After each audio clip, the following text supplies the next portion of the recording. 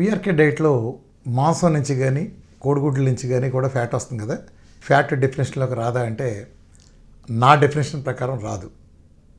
అదే ప్రపంచంలో మిగిలిన డైట్లు చూసుకుంటే ఫ్యాట్ అంటే మీరు చికెన్లో ఫ్యాట్ని లెక్కేస్తారు, లేదా ఏదో పోర్క్లో కానీ లేదా కోడిగుడ్లో ఫ్యాట్ కానీ ఫుడ్ నుంచి వచ్చిన ఫ్యాట్ని కూడా వాళ్ళు ఫ్యాట్ కేటగిరీ లెక్కేస్తారు.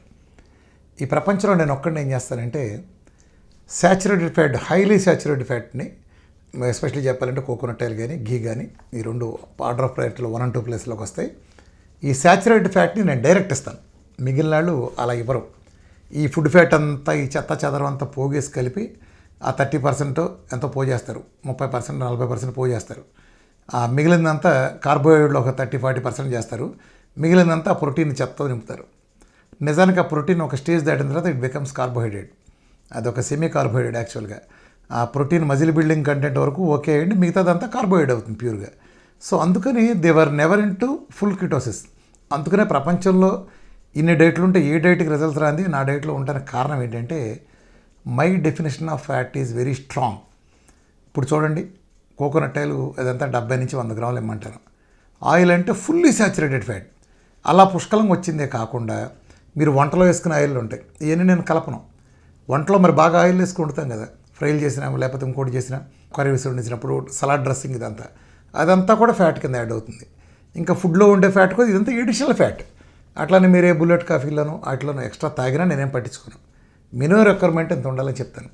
సో దీంతో ఏమవుతుంది, ఫ్యాట్ మెటబాలిజానికి ధారాళంగా ఫ్యాట్ కంటిన్యూస్ సప్లై అందుతుంది, ఏమాత్రం డెఫిసిట్ లేకుండా. గ్లూకోజ్ మెటబాలిజం ఉన్నప్పుడు ఆల్మోస్ట్ మనం తీసుకునే అన్ని, మీరు కాఫీ తాగినా, చిక్కడాలు తిన్నా, ఉప్మా తిన్నా, ఇడ్లీ తిన్నా, దోశ తిన్నా, పూరి తిన్నా, బజ్జీలు తిన్నా, బిర్యానీ తిన్నా, ఇవన్నీ కూడా కార్బోహైడ్రేట్స్. సో మీరు ఎప్పుడు తిన్నా కూడా గ్లూకోజ్ మెటబాలిజంలో పుష్కలంగా మీరు కార్బోహైడ్రేట్స్ ఇస్తూ వచ్చారు.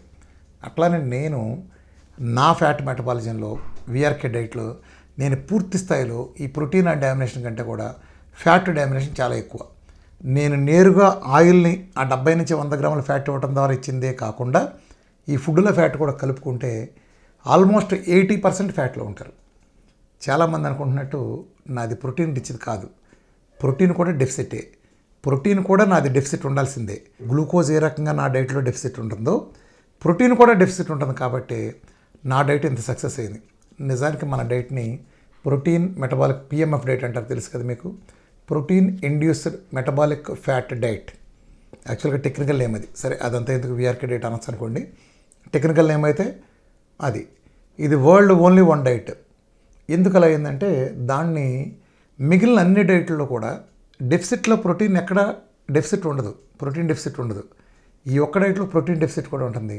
ఇదంతా కూడా ఫ్యాట్, అగైన్ 3 ఫ్యాటీ యాసిడ్స్ ఒక గ్లిజరాల్గా మారి గ్లూకోజ్ ఎంత రిక్వైర్మెంట్ కావాలో అంత రిక్వైర్మెంట్ తీసుకుంటుంది, ప్రోటీన్ ఎంత రిక్వైర్మెంట్ కావాలో అంత రిక్వైర్మెంట్ మీరు ఇచ్చిన ఆ ఫ్యాట్ నుంచే కన్వర్ట్ తీసుకునే విధానం ఉంది. కాబట్టి ఈ డైట్ ఎంత సక్సెస్ఫుల్ అయింది.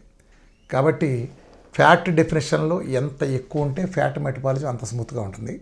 సో అలాంటి రీజన్స్తోనే అలాంటివి ఉండబట్టే మన డైట్ వాళ్ళ క్యాన్సర్స్ దగ్గర నుంచి, ఒబెసిటీ దగ్గర నుంచి అన్నిటి కూడా పరిష్కారం ఇచ్చే దిశగా ఇంత అద్భుతం రావటం కారణం ప్రకృతి నుంచి ఆటోమేటిక్గా అనుకోకుండా సెట్ అయిన ఒక అద్భుతమైన ఒక program. Thank you very much.